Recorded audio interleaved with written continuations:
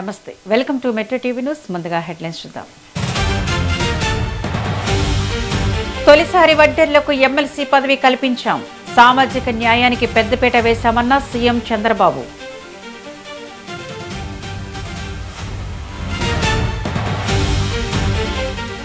పాపన్న చరిత్రను మరింతగా చెప్పుకోవాల్సిన అవసరం ఉంది.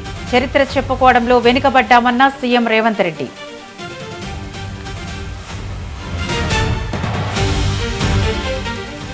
బీసీ రిజర్వేషన్లపై ఏపీ కేబినెట్ కీలక నిర్ణయం. గ్రామాల్లో 34, పట్టణాల్లో 33.13% అమలుకు చర్యలు. ఏపీ మండలిలో డీఎస్సీపై దుమారం. బొత్స డిమాండ్కు పయ్యావుల కేశవ్ కౌంటర్.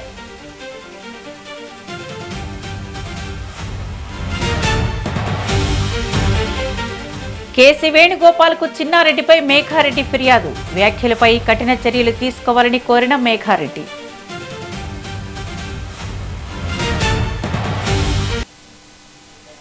ఇక డీటెయిల్స్ చూద్దాం.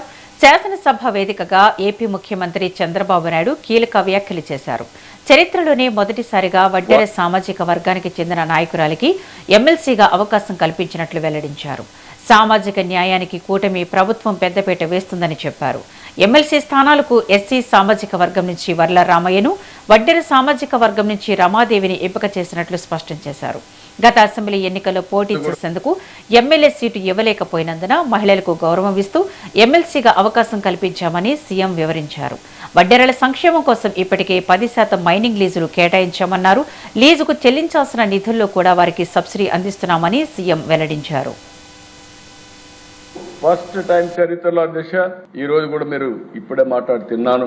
ఈ రోజు కూడా కూటమి ప్రభుత్వం ఆమోదంతో అందరి నాయకత్వం కలిసి ఇద్దరిని ఎమ్మెల్సీలుగా చేస్తే సామాజిక న్యాయానికి పెద్దపీట వేస్తూ వర్ల రామయ్య ఒక ఎస్సీ కుటుంబాన్ని నుంచి మోస్ట్ బ్యాక్వర్డ్ క్లాసెస్ ఉన్నటువంటి వడ్డెర కులస్తురాలంటి రమాదేవికి పదవిచ్చావంటే ఇది తెలుగుదేశం పార్టీ ఎన్డీఏ సిద్ధాంతం. ఆ అమ్మాయి మామూలు వర్కర దిశ, ఒక క్లస్టర్ ఇన్ఛార్జ్, ఒక బ్యాక్వర్డ్ క్లాస్, వడ్డెర కులం. ఎమ్మెల్యేలో మేము సీటు లేకపోయాం. ఆ రోజు చెప్పాం, మొట్టమొదటిసారిగా వడ్డెర కులానికి చెందిన వ్యక్తికి ఎమ్మెల్సీ ఇస్తామని చెప్పి ఒక మహిళ, చదువుకున్న మహిళ, ఈరోజు ఆవిడ్ని ఎమ్మెల్సీగా తీసుకునే పరిస్థితికి వచ్చాం. అధ్యక్ష, సర్దార్ సరవాయి పాపన్న గౌడ్ పోరాటం అద్భుతమని తెలంగాణ సీఎం రేవంత్ రెడ్డి అభివర్ణించారు. అమరవీరుల స్తూపానికి ఉన్న ప్రాధాన్యతే పాపన్న విగ్రహానికి ఉండాలని స్పష్టం చేశారు. హైదరాబాద్లో సర్దార్ సరవాయి పాపన్న గౌడ్ 376వ జయంతి వేడుకలు ఘనంగా నిర్వహించి ఆయన విగ్రహాన్ని ఆవిష్కరించారు. కార్యక్రమంలో సీఎం రేవంత్ రెడ్డి పాల్గొని మాట్లాడారు. చరిత్రను చెప్పుకోవడంలో మనం వెనుకబడ్డామని అన్నారు. కాంగ్రెస్ ప్రభుత్వంపై బీఆర్ఎస్ దుష్ప్రచారం చేస్తోందని ఆరోపించారు. 2029లో అధికారంలోకి వచ్చేది కాంగ్రెస్ ప్రభుత్వమేనని సీఎం రేవంత్ రెడ్డి ధీమా వ్యక్తం చేశారు. దీన్ని మనం కాపాడుకోవాలని చెప్తారంటే 117 సీట్లు ఖాయమయ్యా. అవునా? అవునా? మాట ఇస్తుర్రా? ఇస్తురు కదా అందరు. మీరు అందరూ గట్టిగా చెప్పండి. ఇప్పుడు నాకు నమ్మకం కలిగింది. చివరగా కేసీఆర్ ముఖ్యమంత్రి అయితే ఏముంటది, కాంగ్రెస్ అధికారంలోకి వస్తే ఏముంటుందో మొన్న వరంగల్లో చెప్పినా, ఇప్పుడు ఈడ కూడా నేను మళ్ళీ చెప్పదలుచుకున్నా. కేసీఆర్ ముఖ్యమంత్రి అయితే ఆయన కొడుకు కేటీఆర్ ను వర్కింగ్ ప్రెసిడెంట్ చేసుకున్నాడు. కాంగ్రెస్ పార్టీ అధికారంలోకి వచ్చి రేవంత్ రెడ్డి ముఖ్యమంత్రి అయితే సోదర్ మహేష్ గౌడ్ ని కాంగ్రెస్ పార్టీ ప్రెసిడెంట్ చేసినాం. కేసీఆర్ ముఖ్యమంత్రి అయితే హరీష్ రావు, తారక రామారావు ఇద్దరు మంత్రులు అయినరు. రేవంత్ రెడ్డి ముఖ్యమంత్రి అయితే మా సీతక్క, కొండా సురేఖమ్మ మంత్రులైనరు. మా పొన్నం ప్రభాకర్, మా వాకిటి శ్రీహరి మంత్రులైనరు. కేసీఆర్ ముఖ్యమంత్రి అయితే సడ్డకుని కొడుకు సంతోష్ కుమార్ ని రాజ్యసభ చేసుకున్నాడు. కానీ నేను ముఖ్యమంత్రి అయితే మిత్రుడు వేం నరేందర్ రెడ్డిని ఈ రోజు రాజ్యసభకు పంపించిన అనిల్ కుమార్ యాదవ్ ఈయనే ఉన్నాడానే లేచి నిలబడరా నాయన. పిల్లగాన్ని పంపించిన రాజ్యసభకు, పెద్దల సభకు. సర్వాయి పాపన్న విగ్రహము చాలా కాలంగా డిమాండ్ ఉంది. కొన్ని సంవత్సరాలుగా మేము ప్రజాప్రతినిధిగా ఉన్నప్పుడు, పార్లమెంట్ సభ్యుడిగా ఉన్నప్పుడు కూడా ట్యాంక్ మన విగ్రహం పెట్టాలని ఆనాడు స్వామి గౌడ్ గారు కానీ, శ్రీనివాస్ గౌడ్ గారు కానీ, మిగతా పెద్దలు ఇక్కడ అనేక మంది ప్రజాప్రతినిధులు ఇక్కడ పెట్టాలని ఏర్పాటుకు డిమాండ్ చేసినా కూడా ఆనాడు ఏర్పాటు కాలేకపోయింది. కానీ ఈరోజు గౌరవ సహచర ఎమ్మెల్సీ మహేష్ కుమార్ గారు, నేను పెద్దలందరి సహకారంతో ముఖ్యమంత్రి గారు ఇక్కడ పెడితే బాగుంటుంది అనగానే కొంత వేరే ప్రతిపాదనలు వచ్చినా ఇక్కడైతేనే హైదరాబాద్కి వచ్చిన ప్రతి ఒక్కరు చూడగలుగుతారు. సర్వాయి పాపన్న బహుజన నాయకుడు. ఏపీ ముఖ్యమంత్రి చంద్రబాబు నాయుడు అధ్యక్షతన కేబినెట్ సమావేశం నిర్వహించారు. ఈ భేటీలో రాబోయే స్థానిక సంస్థల ఎన్నికలు, బీసీ రిజర్వేషన్లు, పురపాలక పాలన సంస్కరణలపై కేబినెట్ కీలక నిర్ణయాలు తీసుకుంది. స్థానిక సంస్థల ఎన్నికల్లో బీసీలకు తగిన ప్రాధాన్యత కల్పించేందుకు గాను గ్రామీణ ప్రాంతాల్లో 34%, పట్టణ ప్రాంతాల్లో 33.13% రిజర్వేషన్లు అమలు చేసే దిశగా చర్యలు చేపట్టాలని నిర్ణయించారు. అలాగే మున్సిపల్ పాలనలో పారదర్శకతను పెంచేందుకు మున్సిపాలిటీల చైర్మన్లు, కార్పొరేషన్ల మేయర్ల పదవులకు ప్రత్యక్ష ఎన్నికలు నిర్వహించాలని కేబినెట్ ఆమోదం తెలిపింది.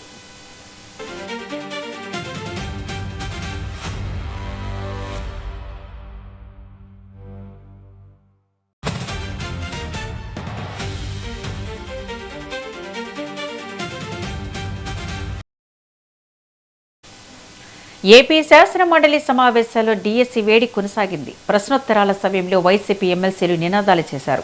సభను అడ్డుకునే ప్రయత్నం చేశారు. తొలుత డీఎస్సీపై చర్చించి ఆ తర్వాత ఇతర అంశాలపై చర్చిద్దామని ప్రతిపక్ష నేత బొత్స సత్యనారాయణ అన్నారు. ఆయనకంతే ఘాటుగా జవాబిచ్చారు మంత్రి పయ్యావుల కేశవ్.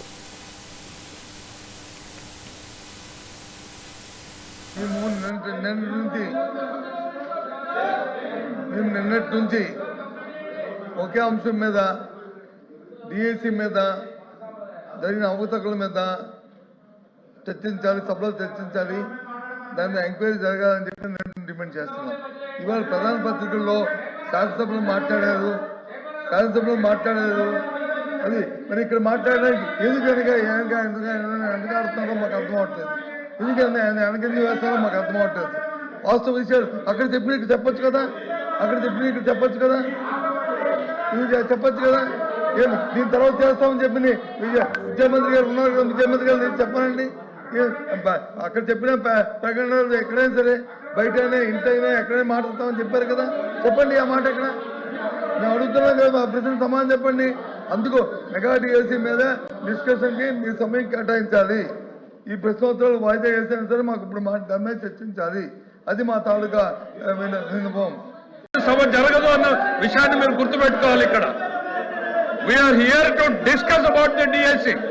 ప్రజలకు ఒకవైపు ఎల్లీనోతో ప్రజలు ఇబ్బంది పడుతూ ఉంటే తాగునీరు, సాగునీరు, వ్యవసాయం ఏ రకంగా ఈ ప్రభుత్వం వాళ్ళని ఆదుకోబోతున్నాం అనేటువంటి బాధ్యతాయుతమైనటువంటి సమాధానం చెప్పాల్సిన మీరు నిర్లక్ష్యంగా ప్రజల పట్ల ఏమాత్రం కూడా అంకిత భావం లేకుండా, వాళ్ళ సమస్యల గురించి చర్చించకుండా కేవలం రాజకీయాలు చేయాలనేటువంటి ఆలోచనతో మీరు ఈ అల్లరి చేసేటువంటి కార్యక్రమం చేస్తున్నారు తప్ప రైతులు ఏ రకంగా ఇబ్బంది పడుతున్నారు, కృష్ణా డెల్టాలో రైతుల పరిస్థితి ఏంటి, గోదావరి డెల్టా ఏంటి, రాయలసీమ ఏంటి, ఉత్తరాంధ్ర ఏంటి, ఈ రైతుల సమస్యల గురించి ఒక్కరు ఒక్క నిమిషం మీరు మాట్లాడారా? రాష్ట్రం మీద, రాష్ట్ర ప్రజల మీద ఎంత అభిమానాన్ని చూపెడుతున్నారో మేము చూసాం. మరి ఈ అభిమానం అసెంబ్లీలో ఏమైంది అధ్యక్ష? ముందు డిఎస్సీ చర్చించిన తర్వాత ఏదైనా చర్చించారు కదా, మరి అక్కడ ఏమైంది అంటే అక్కడ లేదా ఇక్కడ వచ్చిందా? మేము మొదటగా ఎజెండాలో పెట్టింది మేము, వ్యవసాయం మీద చర్చించాలని అడిగింది మేము. డిఎస్సీ మీద చర్చించిన వెంటనే వ్యవసాయం మీద చర్చించండి, ప్రజలు ఇబ్బంది పడుతున్నారు, వర్షపాతం లేక, ఎరువులు దొరక్క, గిట్టుబాటు ధరలు లేక ఇబ్బంది పడుతున్నారు, అల్లాడుతున్నారు. ఎప్పుడు ఇలాంటి పరిస్థితులు ఈ రాష్ట్రంలో లేవు అని చెప్పింది మేము. ఇటువంటి పరిస్థితుల్లో ప్రజలను ఆదుకోవాలని చెప్పాము. మరి అసెంబ్లీలో మరి ఎందుకు పెట్టారు అధ్యక్ష? అదే ముందు డిఎస్సీ పెట్టండి. అక్కడ లేదా? అక్కడ ప్రజలు కాదా? అక్కడ చర్చించిన ప్రజలు కాదా? అక్కడ వచ్చి వెళ్ళిన రెండో పెడతారు, ఇక్కడ వచ్చి మాత్రం మంత్రిగా ఉన్నాడు, మాట్లాడతారు, మేము వినాలి. వాళ్ళందరూ గౌరవ సభ్యులు పైనకెళ్ళి డిఎస్సీ గురించి మాకు చెప్తారు, మేము వినాలి. అరే తెలుగుదేశం అంటేనే డిఎస్సీ 1 కాదు, 2 కాదు, 3 కాదు, 4 కాదు, 14 సార్లు డిఎస్సీ ఇచ్చింది తెలుగుదేశం పార్టీ. మీరేమిచ్చారు? ఒక్కటి కూడా ఇవ్వలేదు. మనుషులకు కాస్త ఆలోచన ఉండాలి అంతే. అరవండి. మెగా డిఎస్సీ వ్యవహారం ఏపీ రాజకీయాల్లో హీట్ పెంచుతుంది. డీఎస్సీపై చర్చకు రావాలంటూ వైసీపీ అధినేత జగన్ను మంత్రి నారా లోకేష్ మరోసారి సవాల్ విసిరారు. జగన్ సమాధానం కోసం రెండో రోజు ఎదురు చూస్తున్నామంటూ లోకేష్ సోషల్ మీడియాలో పోస్టు పెట్టారు. హ్యాష్ట్యాగ్ జత చేస్తూ జగన్పై విమర్శలు గుప్పించారు. డీఎస్సీపై చర్చకు తాను సిద్ధంగా ఉన్నానని, జగన్ మాత్రం అసెంబ్లీకి రావట్లేదంటూ ఆరోపించారు.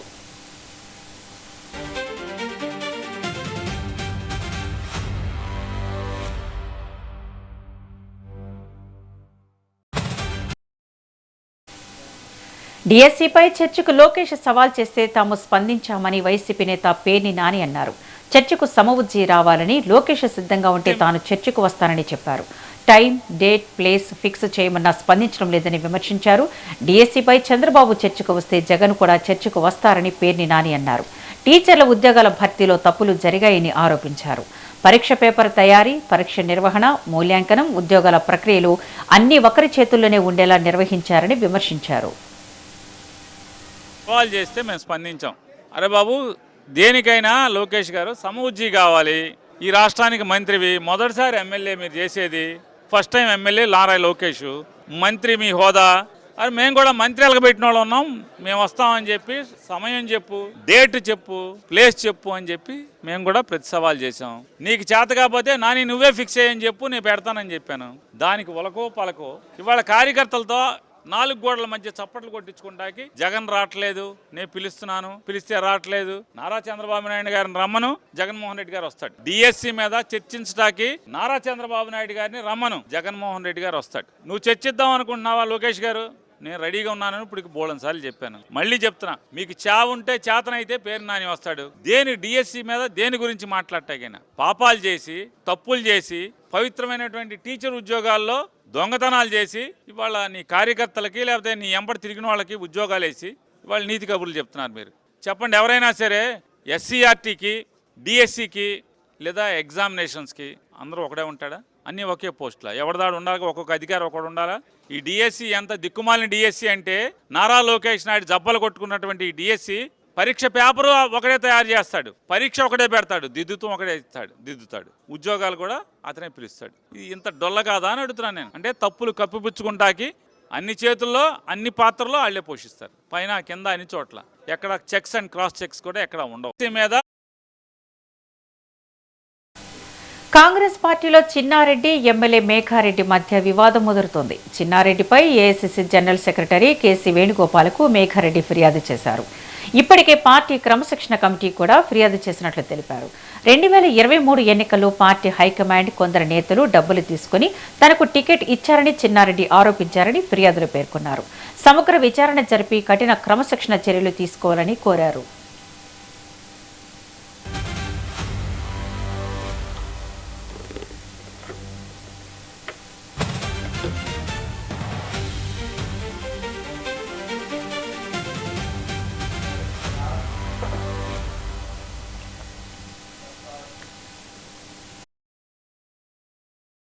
జాబితా అంశంపై మాజీ మంత్రి ఎమ్మెల్యే హరీష్ రావు కాంగ్రెస్ ప్రభుత్వాన్ని ప్రశ్నించారు. కాంగ్రెస్ ప్రభుత్వం భూములను 22A ఎందుకు పెట్టిందని, ఎవరు పెట్టమన్నారని ఆయన నిలదీశారు.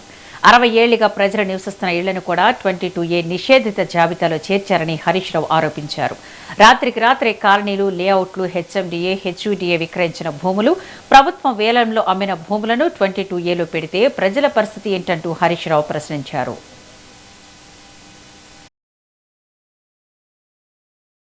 ఇందాకో తమ్ముడు కార్తీక్ మాట్లాడిండు.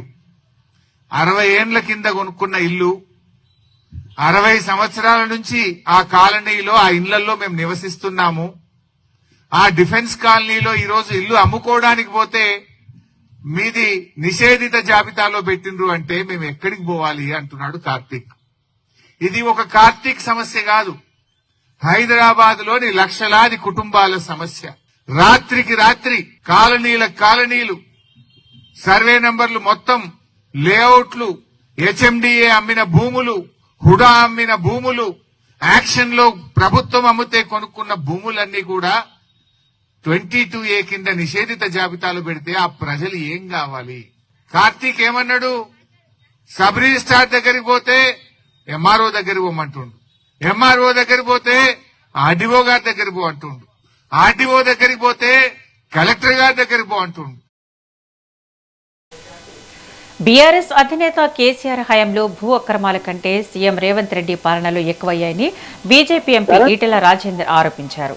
పార్టీ ఆఫీసులో మాట్లాడిన ఆయన ప్రభుత్వం లేఅవుట్లు వేసి విక్రయించిన భూములను కూడా 22A జాబితాలో చేర్చడం దారుణమన్నారు.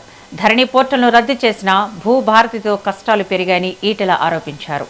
ప్రభుత్వ వైఫల్యాలను ఎండగడతామని బీజేపీ నేత ఏలేటి మహేశ్వర్ రెడ్డి హెచ్చరించారు. 22A పేరుతో పేదలను ఏడిపిస్తున్నారని ఆయన విమర్శించారు. దేవుడెరుగు ధరణి రద్దవుడు దేవుడెరుగు కానీ ఇవాళ ధరణి తర్వాత భూభారతి ఏదైతే తెచ్చిపెట్టిందో ఈ భూభారతి మరింత అఘాతంలో ముంచింది పేద రైతాంగాన్ని.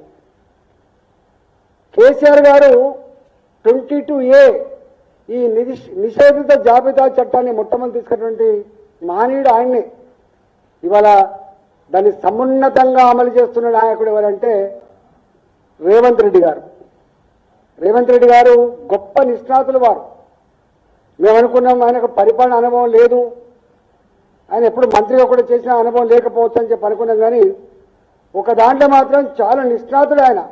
ఈ తెలంగాణ రాష్ట్రంలో భూముల మీద బాగా అవగాహన ఉండి డాక్టరేట్ చేసినటువంటి ఏకైక నాయకుడు రేవంత్ రెడ్డి గారు ఇలా చెక్కిండు.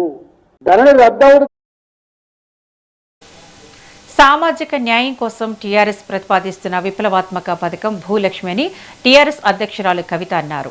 తెలంగాణ సమాజంలో గుణాత్మక మార్పు రావాలంటే పేదలకు భూ పంపిణీ జరగాల్సిందేనంటూ అన్నారు. భూమి లేని ప్రతి పేద కుటుంబానికి ఎకరం భూమి అందించి వారి ఆత్మ గౌరవాన్ని నిలబెట్టడమే తెలంగాణ రక్షణ సేన లక్ష్యమని కవిత పేర్కొన్నారు.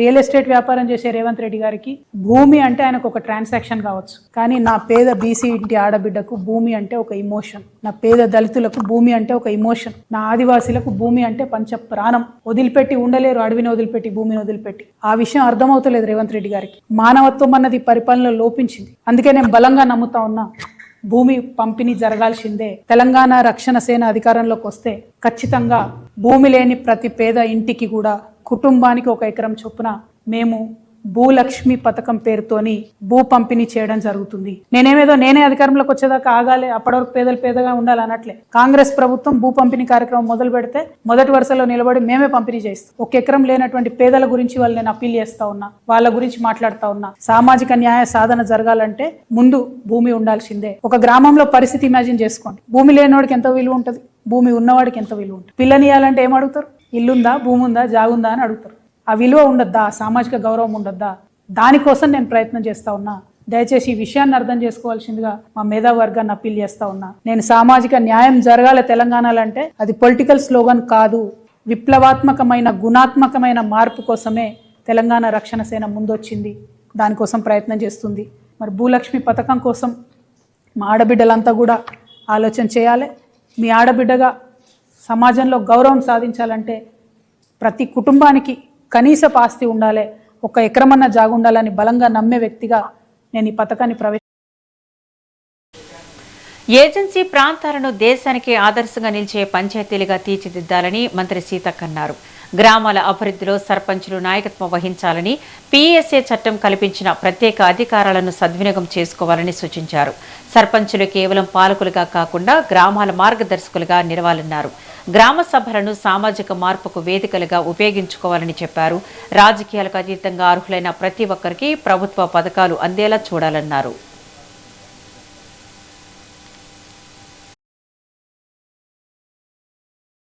అభివృద్ధికి ఇప్పుడు అక్కడ ఏదైనా మైనింగ్ అవుతుంది లేదా ఏదైనా వేరే బిజినెస్ వస్తుంది, వాళ్ళ దగ్గర నుంచి మరి జిఎస్టీ లేకుంటే రకరకాల పన్నులు వసూలు చేస్తూ ఉంటారు, వేరే స్పెషల్ ఫండ్స్ ఇస్తూ ఉంటారు.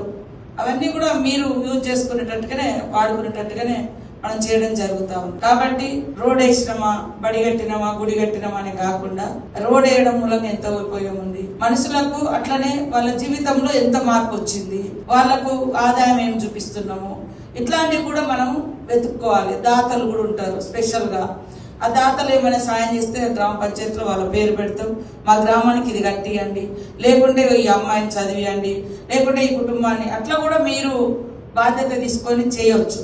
కాబట్టి 5 ఏళ్ళ ఈ పరిపాలనలో మీరు అందరూ ఒక ఆడబిడ్డల్లా ఆ ఊరు కోడళ్ళు అయి ఉంటారు, లేదా ఆ ఊరు బిడ్డలు అయి ఉంటారు. మన చివరి ముగింపు దాదాపు అక్కడే ఉంటుంది. మన పరిపాలనలో స్వర్ణయుగం అని అనుకోవాలి జనాలు. దేశంలోని ప్రతిపక్షాలు అసాంఘిక శక్తులను ప్రోత్సహిస్తున్నాయని బీజేపీ జాతీయ అధ్యక్షులు నితిన్ నబీన్ ఆరోపించారు. విశాఖపట్నంలో నిర్వహించిన బీజేపీ రాష్ట్ర విస్తృత కార్యవర్గ సమావేశంలో ఆయన పాల్గొని ప్రసంగించారు. ప్రధానమంత్రి నరేంద్ర మోదీపై ప్రతిపక్ష నేతలు ఉపయోగిస్తున్న అనుచిత భాషపై పార్టీ శ్రేణులు సంయమనం పాటిస్తూనే పార్టీ గౌరవానికి భంగం కలగకుండా ధీటుగా సమాధానం చెప్పాలని ఆయన పిలుపునిచ్చారు. పార్లమెంటులో ప్రతిపక్షాల తీరు, స్వాతంత్ర్య దినోత్సవ వేడుకల్లో కాంగ్రెస్ నాయకుల ప్రవర్తనను దేశం గమనిస్తోందన్నారు. तपस्या की इस यात्रा को राष्ट्र प्रथम की यात्रा के साथ जोड़कर काम करते हैं. నేనెవరినైతే ఇవాళ ఉద్దేశించి మాట్లాడుతున్నానో పార్టీగా చూస్తుంది. ఇది కేవలం కొన్ని जहां श्यामा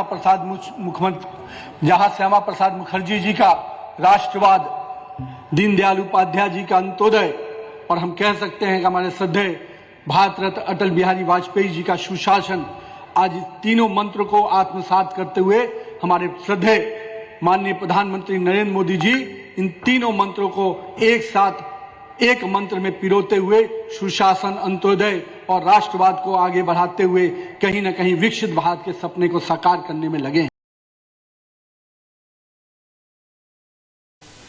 రైతు సమస్యలే ప్రధాన ఎజెండాగా తెలంగాణలో బీజేపీ ఉద్యమ కార్యాచరణకు సిద్దమవుతుంది. రైతుల సమస్యలను క్షేత్రస్థాయి నుంచి అసెంబ్లీకి తీసుకువెళ్లే లక్ష్యంతో వచ్చే నెలలో యాత్ర చేపట్టాలని నిర్ణయించినట్లు తెలుస్తోంది. ఆదిలాబాద్ నుంచి అసెంబ్లీ వరకు ఈ యాత్రను చేపట్టాలని ప్రణాళికలు సిద్దం చేసుకుంది. ఆదిలాబాద్ ఎమ్మెల్యే పాయల్ శంకర్ నేతృత్వం వహించనున్నారు.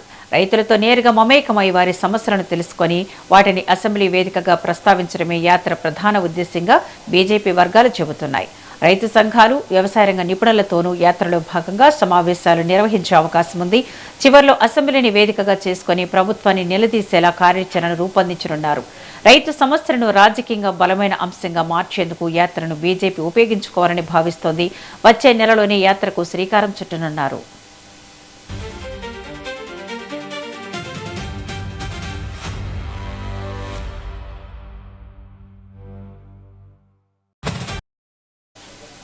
కేంద్ర హోంశాఖ సహాయ మంత్రి బండి సంజయ్ కుమార్ బహుజనుల అంశంపై వ్యాఖ్యలు చేశారు. ప్రధాని మోదీ పాలన బహుజనుల కేంద్రంగా సాగుతోందని అన్నారు. కోట్లాది బహుజన కుటుంబాల్లో వెలుగులు నింపుతున్న నాయకుడు నరేంద్ర మోదీ అని పేర్కొన్నారు. బహుజనులకు రాజ్యాధికారం ఇచ్చింది బీజేపీయేనని, నరేంద్ర మోదీకి ప్రధాని పదవి దక్కడం ఇందుకు నిదర్శనమని అన్నారు. నన్ను గెలిపిస్తున్న కరీంనగర్ పార్లమెంటు నియోజకవర్గం అంతా కూడా ఎక్కువ నిధులు పట్టుకొచ్చే ప్రయత్నం చేస్తున్నా, ఎక్కువ అభివృద్ధి చేసే ప్రయత్నం చేస్తున్నా. ప్రతి గ్రామానికి నా పార్లమెంట్ నియోజకవర్గంలో ఉన్నటువంటి అన్ని గ్రామ పంచాయతీలకు 5-5 లక్షల రూపాయలు ఇచ్చినాను. ఈ దేశంలో ఎవ్వరు ఇవ్వలే. ఆ ప్రతి గ్రామానికి ఇష్టమంటే మొన్న నన్ను 2,20,000 మెజార్టీతో గెలిపించారు. ఈసారి ఇంకా చేస్తా. నేను గెలిచిన తర్వాత దాదాపు 5,000 కోట్ల రూపాయలు కేవలం రోడ్లకే పట్టుకొచ్చిన. 5,000 కోట్ల రూపాయలు. ఇప్పటి వరకు ఈ 6-7 సంవత్సరాల్లో దాదాపు 22,000 కోట్ల రూపాయలకు పైగా నిధులు ఇలా కరీంనగర్ పార్లమెంట్ తీసుకొస్తున్నారు. అలా వరంగల్ కరీంనగర్ రోడ్ ఎట్లా రోడ్డు, ఆ రోడ్డుకు 3,000 కోట్ల రూపాయలు. ఇప్పుడు నెక్స్ట్ జగిత్యాల నుంచి కరీంనగర్ రోడ్ స్టార్ట్ చేస్తున్నాం. టెండర్ ప్రాసెస్ స్టార్ట్ అయింది. అది కూడా దాదాపు 2,500 కోట్ల రూపాయలు. ఇలా గ్రామాలకు సిఆర్ఎఫ్ ఫండ్స్ కానీ, సడక్ యోజన పైసలు కానీ, ఈజీఎస్ పైసలు కానీ, ఇవన్నీ కూడా రోడ్లతో పాటు అనేక అభివృద్ధి కార్యక్రమాలు తీసుకొచ్చే ప్రయత్నం చేస్తున్నాం. ఇంకా ఎక్కువ నిధులు తీసుకొస్తా. మీరు కష్టపడి గెలిపించారు కాబట్టి నా తాపత్రయం అంతా ఏదో ఒకటి ఇవ్వాలి కరీంనగర్కు. ఏపీలో పోలీసు వ్యవస్థ లేదని, శాంతి భద్రతలు పూర్తిగా క్షీణించాయని వైసీపీ నేత బొత్స సత్యనారాయణ విమర్శించారు. 2 ఎస్ఐలు గంజాయితో పట్టుబడడం సిగ్గుచేటన్నారు. 100 రోజుల్లో గంజాయి నిర్మూలిస్తామని ప్రభుత్వం చెప్పి 2.5 ఏళ్లు అవుతుందని, రాజకీయ లబ్ధి కోసం బిల్లులు తీసుకురావడం సరికాదని వ్యాఖ్యానించారు. ప్రభుత్వం చేపడుతున్న చర్యలు చిత్తశుద్ధి లోపించిందని విమర్శించారు. పోలీసు వ్యవస్థ లేదు. ఎంత అన్యాయం అండి. 2 సబ్ ఇన్స్పెక్టర్లు వచ్చి 2 కార్లు వచ్చి గంజాయిను ఇది వెళ్తున్నాయంటే ఎంత సిగ్గుతో తలంచుకోవాలండి మనం. 2 రోజుల్లో గంజాయిన అరికెట్టేస్తాం, 10 రోజులు అరికేస్తారు. 7 అరికేస్తే 2.5 సంవత్సరాలు అయింది. ఇంకా పెరిగిపోయింది. రోజు ఏదో ఎక్కడో ఒక ఇన్సిడెంట్, రోజు ఎక్కడో ఒక అంశం. ఎంత ఘోరం ఉందండి రాష్ట్రంలో ఎక్కడన్నా. ఒక పక్క వ్యవసాయదారుడు హ్యాపీగా లేడు, చదువుకున్నవాడు విద్యార్థి హ్యాపీగా లేడు, ఆరోగ్యం సరిగ్గా లేదు, ఆ శాఖ చేశాక లేదు. పోనీ ఎక్స్టెండ్ చేయండి మా డిస్కస్ చేద్దామంటే ఈ 4 రోజులు ఏదో మొక్కుబడికి పెట్టాము అని కమిట్మెంట్కి దానికి అప్లికేషన్ కోసం సబ్పెట్టి క్లోజ్ చేయడం. హైదరాబాదీలు బియాలట్ కేబీఆర్ పార్క్ చుట్టూ 1 వే అమలులోకి వచ్చింది.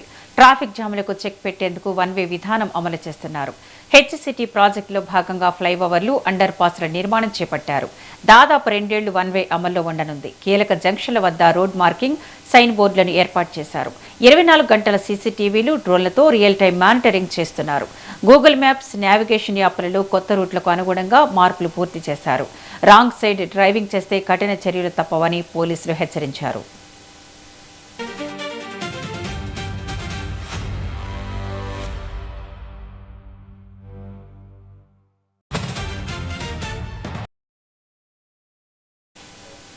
కాకినాడ జిల్లా పిఠాపురం పంచాయతీరాజ్ ఏఈ నూకరాజు కుటుంబం ఆత్మహత్య కేసులో మరో ట్విస్ట్ చోటు చేసుకుంది. నూకరాజు వియ్యంకుడు భాస్కర్ రెడ్డి ఫిర్యాదుతో సర్పవరం పోలీస్ స్టేషన్లో సాదిక్ ఖాన్ పై కేసు నమోదైంది. తన కుమారుడు జగదీష్ రెడ్డి మృతిపై అనుమానాలు ఉన్నాయని, సాదిక్ ఖాన్ పాయిజన్ ఇంజెక్షన్ ఇచ్చి హత్య చేసినట్లు సౌజన్య లేఖలో పేర్కొందని ఫిర్యాదులు తెలిపారు. సౌజన్యను వ్యక్తిగత విషయాలతో సాదిక్ వేధించాడని ఆరోపించారు. నూకరాజు కుటుంబ ఆత్మహత్యకు సాదిక్ ఖాన్ కారణమని నూకరాజు సూసైడ్ లెటర్లో పేర్కొన్నట్లు తెలిపారు.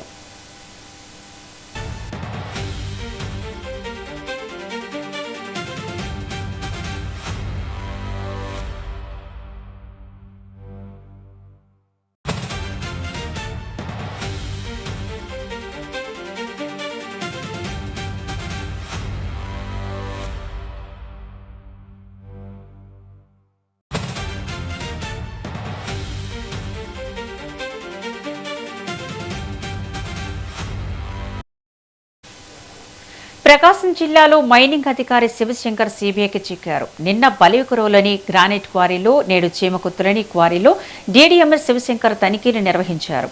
గ్రానైట్ వ్యాపారుల నుంచి 2 లక్షలు లంచం డిమాండ్ చేస్తూ సీబీఐ అధికారులకు రెడ్ హ్యాండెడ్గా చిక్కినట్లు సమాచారం. శివశంకర్తో పాటు క్వారీ యజమానులను సీబీఐ అధికారులు విజయవాడకు తరలించినట్లు తెలుస్తోంది.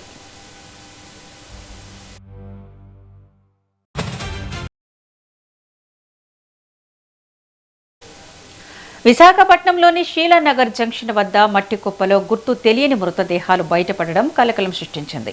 నిర్మాణంలో ఉన్న Sheela Nagar Sabbavaram port connectivity road పనుల్లో భాగంగా డంపర్ లారీలు మట్టి వేస్తుండగా మృతదేహాలు కనిపించాయి. ఘటనపై పోలీసులు దర్యాప్తు చేపట్టారు. మృతదేహాలు అక్కడికి ఎలా వచ్చాయి, ఎక్కడి నుంచి తీసుకువచ్చారు అనే కోణాల్లో పోలీసులు విచారణ చేస్తున్నారు.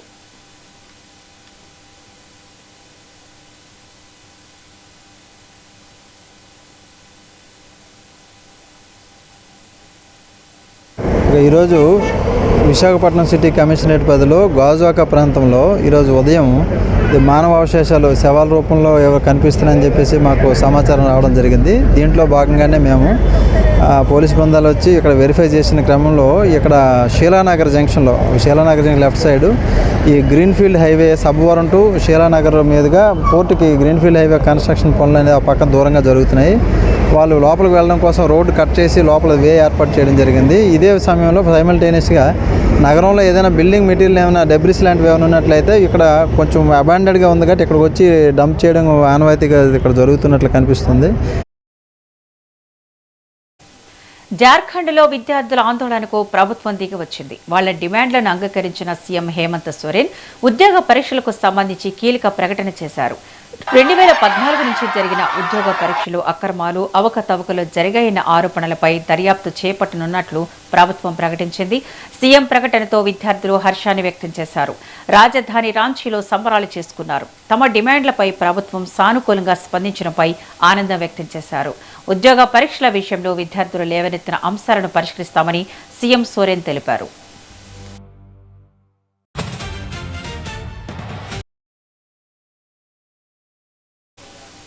ఇవి బులెటిన్ అప్డేట్స్. చూస్తూనే ఉండండి మెట్రో టీవీ.